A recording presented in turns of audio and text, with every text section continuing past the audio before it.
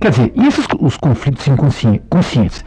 Os conflitos emocionais conscientes seriam aqueles que se devem a traumas emocionais, a fobia de gravidez, a fobia do parto, a fobia da paternidade, quer dizer, os desajustes matrimoniais, sociais, os problemas econômicos.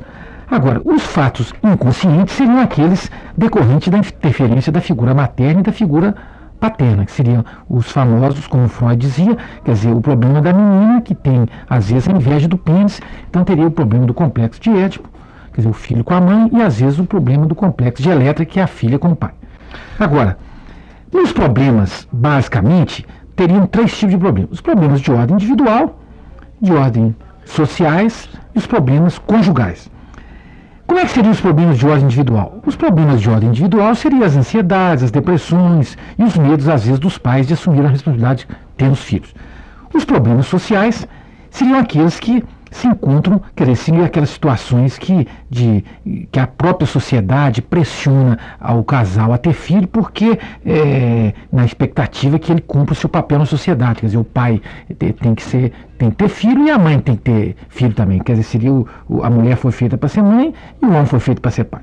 E os problemas conjugais estão aquelas disfunções de comunicação, seriam as incompatibilidades de gênero, e as disfunções sexuais, propriamente dita, que nós já falamos semana passada, que seria o vaginismo, que é a contração espasmódica da vagina, a dispareunia, que é o ato sexual com dor, e às vezes a dificuldade, a inabilidade dos parceiros de solucionar seus problemas. Agora, nas disfunções sexuais, encontra as reações negativas tipo funcional, quer dizer, então a mulher, no caso, teria insônia, irritabilidade, depressão, hipocondria e também sintomas francamente sexuais, como a impotência masculina, primária e secundária, que nós também vamos falar depois.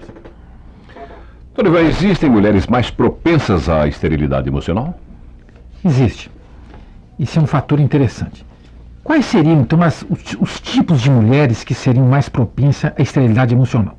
Porque nós já falamos sobre a esterilidade física e o pessoal que está nos acompanhando, nós já falamos sobre as causas físicas, as causas orgânicas. Então, existem alguns tipos assim clássicos. Por exemplo, mulheres imaturas, físicas e emocionalmente, que são seres frágeis, emotivos, superprotegidos, dependentes, que reprimem às vezes a sua hostilidade em relação à mãe. Quer dizer, então seria aquelas mulheres que teriam um fracasso crônico na adaptação às situações interpessoais e às vezes estabeleciam no casamento uma relação mãe-criança. Existem as mulheres masculinizadas, agressivas, né, na quais a recusa da feminilidade implica, entre outras coisas, a recusa da maternidade. Existem as mulheres que são imaturas, dependentes e que ocultam aí a recusa, que oculta aí uma agressividade e são as mães dominadoras. Existem as mulheres femininas eróticas que querem evitar os filhos, porque tem medo do filho fazer com que elas fiquem mais feias, né, e causar aborrecimentos por causa do seu erotismo. Então, basicamente, existem aquelas mulheres que ficam ansiosas diante de qualquer mudança, entre as quais as cargas emocionais que a própria gravidez provoca nas mulheres. Então, basicamente, são isso. E existe infertilidade sem causa aparente? Bem, quando a infertilidade sem causa aparente, nós já falamos em todas aquelas causas de infertilidade. Então, para se desembocar na infertilidade de causa aparente, é assim, um grande número de casais não consegue alcançar a meta de ter filhos, apesar de ter feito todos os exames alopáticos, que nós já falamos aqui, e não se consegue uma gravidez.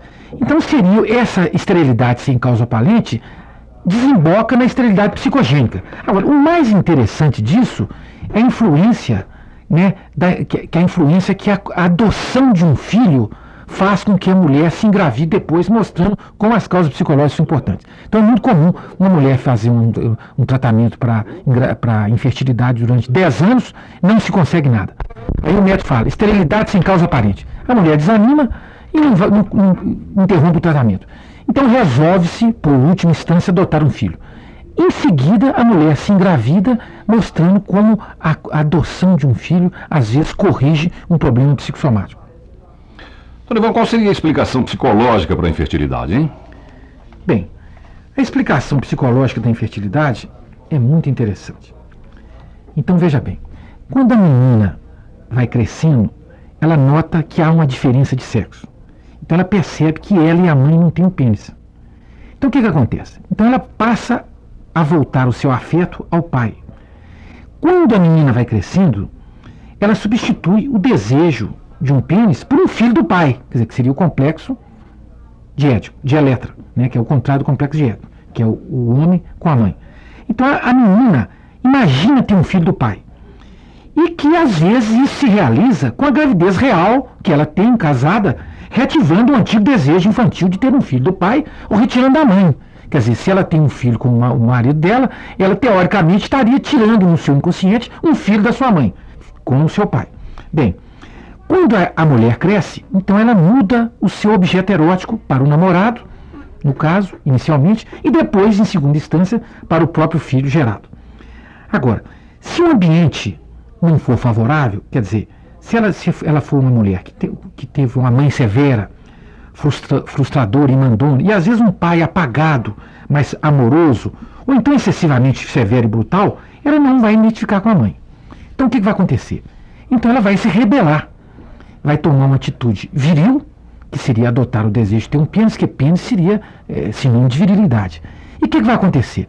Então esse desejo de ser homem, ela vai se manifestar através de uma rebeldia contra a relação sexual, que a mulher a vê no caso como uma agressão, quer dizer, porque a virilidade aí torna ela intolerável para a dignidade feminina. Então veja bem como é interessante essa explicação psicológica da esterilidade na mulher. Existem casos de mulheres que, por problemas psicológicos, acabam tendo doenças que levam à infertilidade, existe isso? Bem, existe porque as doenças todas, o conceito de doença, primeiro um desequilíbrio psicossomático. Quer dizer, as doenças começam na cabeça e depois que elas passam para o orgânico. Então, por exemplo, se é uma mulher que tem, vamos supor, uma endometriose ou que tem um mioma no útero, quer dizer, independente ou um tumor de útero, todas as doenças, 99,9% das doenças, começam nos desequilíbrios psicossomáticos. Depois é que a doença passa para o físico, passa para o orgânico. Quer dizer, às vezes a mulher não dá conta. Quer dizer, ela entra em estresse, entra em depressão, e essas coisas todas é que nos levam a adoecer. Vamos responder a pergunta de ouvintes? Vamos. Jurema, que mora no Prado, pergunta quando uma mulher é considerada estéril. Bem, mulher é considerada estéril. Quer dizer, aliás, é o seguinte, é até difícil falar quando é que a mulher é considerada estéril. Porque ela até, por exemplo, vamos supor, a mulher está fazendo um tratamento de infertilidade. Então, infertilidade, teoricamente, seria a pessoa que não fecunda, que não produz. E a esterilidade. E a infertilidade seria uma pessoa que também não fecunda, não produz, mas que, numa segunda instância, poderia ser fértil. Bem, então se ela fez todos os tratamentos, todos os exames alopáticos conhecidos, conforme nós já dissemos aqui, e ela não se engravida, então, entre aspas, ela está estéril. Agora, até o período onde a menopausa dela não se aproxima, ela não quer dizer com isso que ela não poderá ter um filho, porque ela pode ter uma esterilidade de causa não aparente, ela pode ter uma esterilidade emocional que poderia ser corrigida com um tratamento, uma psicanálise, com um tratamento homeopático, ou às vezes corrigida até com a própria adoção de uma criança, conforme eu falei. Então é difícil falar assim, fulana é estéril. A medicina não tem regras fixas, igual a matemática, onde 2 de 2 são sempre 4. Marli, da Cidade Nova, e Angélica, da Floresta. As duas pedem o remédio para gases. O tal famosinho, né, Zé? E uma pede, inclusive, para repetir bem devagar. Bem devagarzinho, né?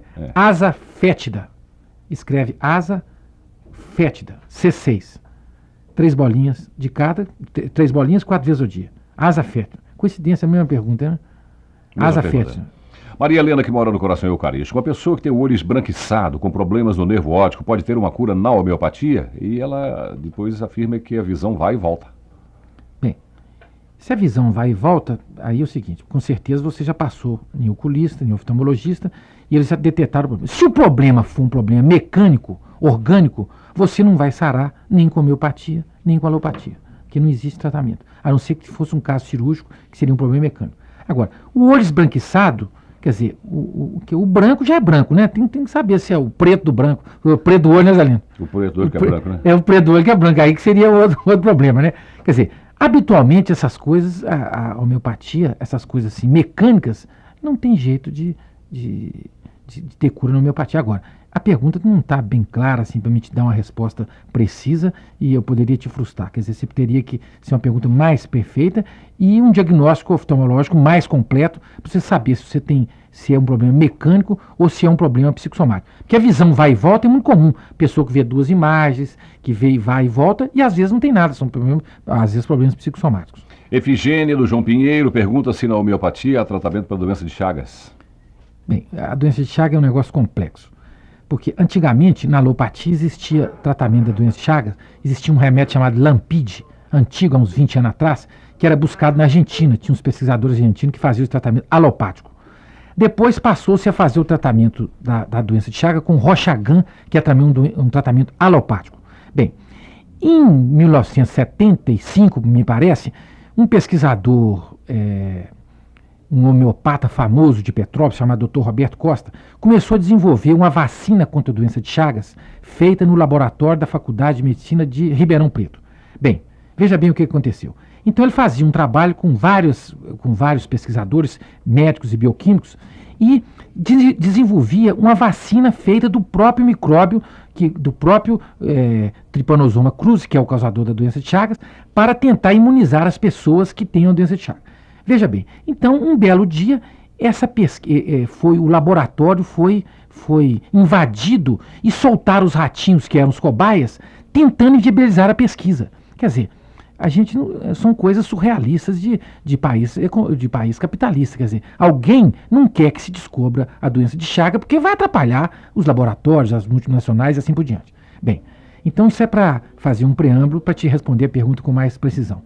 Quer dizer, existe o tratamento na doença de Chagas, na homeopatia? Bem, existe pesquisas, como existe na alopatia, que é essa pesquisa que vem sendo feita aí com esse Roxagan, de esse próprio remédio, que seria o remédio do próprio Trypanosoma cruzi, que é feito lá em Petrópolis, pelo Dr. Roberto Costa, e já tem em Belo Horizonte, tem uma farmácia que tem esse remédio aqui. Então, o homeopata vai tratar da efigênia, que tem a doença de Chagas, e não tratar da doença de Chagas só da efigênia. Agora, a doença de Chagas tem vários tipos. Tem a doença de Chagas no sangue, tem a doença de Chagas no esôfago, no intestino e no coração. Você poderia me fazer a pergunta seguinte: se a doença de Chagas, o tratamento regride as lesões já estabelecidas anteriormente? Não. As lesões no esôfago, que é o megaesôfago, ou no coração, que é o famoso bloqueio de ramo direito, e às vezes pessoas que colocam marca-passo por problemas de lesão na corrente elétrica do coração, esse tratamento não seria regredido. Quer dizer, o tratamento seria para você, teoricamente, filosoficamente, interromper novos surtos da doença de Chagas no coração e com novos ataques ao seu organismo. Não sei se ficou bem clara a resposta. A Maria José do Lindéia faz a última perguntinha de hoje. O filho dela, de 10 anos, tem há 1 ano reumatismo no sangue, é isso? Reumatismo, existe. Diz que tem frequentes crises agudas, apesar do tratamento intenso. Pergunta o que a homeopatia pode fazer por ele. Bem, o famoso reumatismo aí seria o reumatismo infeccioso que dá em criança, né? Habitualmente, então, o tratamento aloplástico clássico, os meninos tomam benzetacil todo mês, tomam aspirina, tomam cortisona e é um reumatismo que habitualmente, às vezes, ataca o coração. Então existe um francês que falava que o reumatismo, ele lambe as articulações e morde o coração. Quer dizer, então o tratamento alopático, você dá a penicilina, o benzetacil, então melhora todas as lesões, a dor, a articulação, a movimentação. E você joga a doença para dentro, que é exatamente o contrário que a homeopatia faz. Quer dizer, quando a doença está do lado de fora, está bom. Quando está do lado de dentro, está ruim. Então, aonde a doença vai, o reumatismo vai para o coração, que seria onde o Streptococcus, que é o causador do reumatismo infeccioso, tem um tropismo cardíaco. Agora, a homeopatia trata do reumatismo, trata. Agora, não é um remédio único igual tem na homeopatia. Reumatismo, todo menino que tem reumatismo trata tomando benzetacil, cortisona e aspirina. Na homeopatia, teria que ser as características do reumatismo, as características pessoais do menino, as características individuais, para você identificar o medicamento que seria igual ao temperamento do menino, fazendo com que o reumatismo melhore e as crises se diminuem de intensidade, se espassem e até curando o menino. Até a próxima quarta, né? Até a próxima. Bom dia. Bom dia.